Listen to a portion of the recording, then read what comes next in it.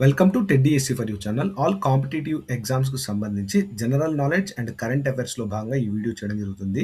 DEECET, TET, DSC, police recruitment ఇలా అన్ని competitive ఎగ్జామ్స్‌కి ఈ వీడియో సూటబుల్. ప్రశ్న: ఏ సంవత్సరంలో ఐక్యరాజ్య సమితి ప్రధాన అంగాలలో ఒక భాగమైన జనరల్ అసెంబ్లీ, దీనినే సాధారణ సభ అంటారనమాట. ఈ జనరల్ అసెంబ్లీ ప్రతి సంవత్సరం ఏప్రిల్ 2ను ప్రపంచ ఆటిజం అవగాహన దినోత్సవంగా తీర్మానించింది. Option A 2005, option B 2007, option C 2008, option D 2010. ఆటిజంకి సంబంధించి ఫుల్ డీటెయిల్స్ ఈ వీడియోలో ఇస్తాను, స్కిప్ చేయకుండా చూడండి. అయితే ఆటిజం ఉన్న పిల్లలను మొదటగా పేరెంట్స్, తర్వాత టీచర్స్, తర్వాత ఫ్రెండ్స్ అండ్ స్టూడెంట్స్ జాగ్రత్తగా చూడాలి. అప్పుడే వారి సమాజంలో మనుగడ సాగించగలుగుతారు. ఫ్రెండ్స్, ఇలాంటి మరిన్ని వీడియోస్ కోసం మన ఛానల్ను లైక్ చేయండి, సబ్స్క్రైబ్ చేయండి మరియు షేర్ చేయండి. దీని సరైన జవాబు 2007 అనమాట. అవును, 2007లో ఐక్యరాజ్య సమితి జనరల్ అసెంబ్లీ ఆటిజంకు సంబంధించిన తీర్మానం చేసింది. అయితే దీనిని మొదటిసారిగా 2008 నుండి ప్రపంచవ్యాప్తంగా నిర్వహించడం జరుగుతుంది. ఆటిజంకు సంబంధించిన మరింత వివరణ ఏంటంటే, దీని full form autism spectrum disorder అంటారు. గుర్తుపెట్టుకోవాలి, ఏఎస్డి.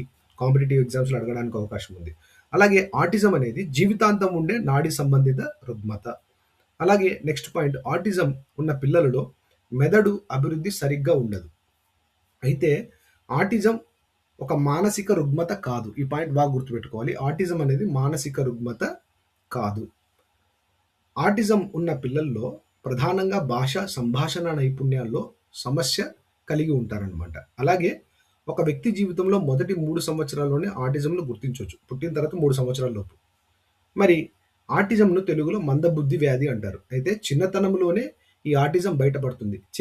చేసిన పనిని పదే పదే చేయడం, మాట్లాడడంలో తడబాటు, సామాజిక పరస్పర చర్యల్లో ఇబ్బందులు పడటం, స్పందించడంలో జాప్యం లాంటివి ఈ ఆటిజం యొక్క ముఖ్య లక్షణాలు. నెక్స్ట్ పాయింట్, పేరు పెట్టి పిలిచిన ఆటిజం ఉన్న పిల్లలు పలకరన్నమాట.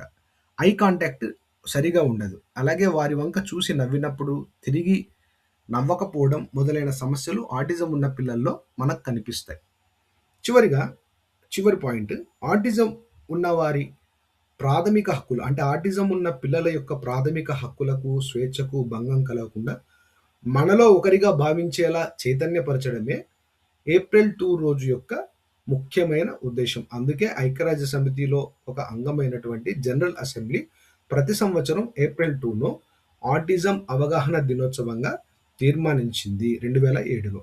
2008 నుండి ప్రపంచవ్యాప్తంగా ప్రతి సంవత్సరం ఏప్రిల్ 2ను ఆటిజం అవగాహన దినోత్సవంగా ఘనంగా నిర్వహిస్తున్నారు. Thank you.